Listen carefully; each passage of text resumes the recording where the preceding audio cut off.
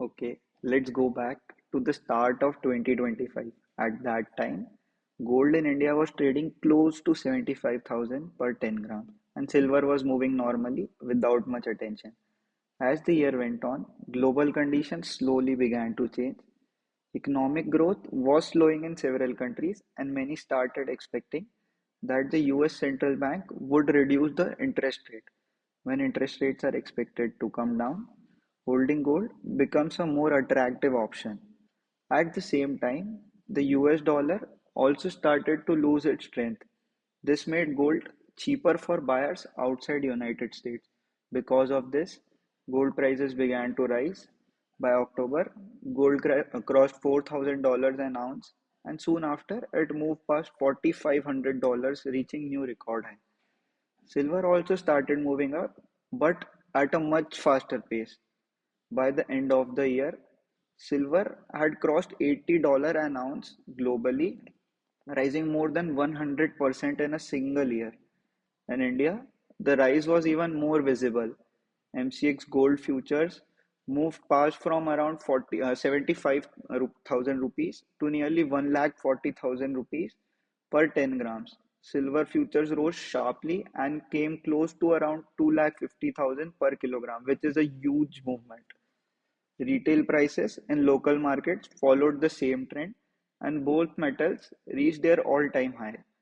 There were also global events that added to these rise.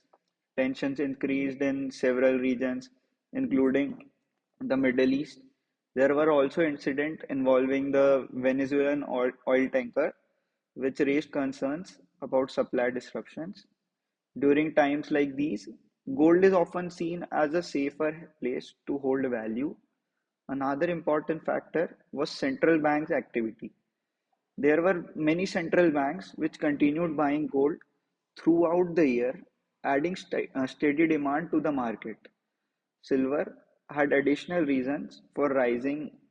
The supply of silver had been tight for several years, with demand remaining higher than production.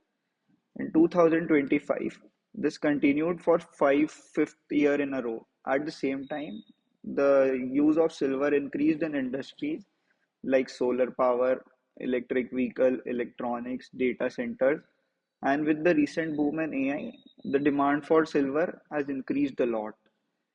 Policy decisions in countries like United States, China also limited the supply further.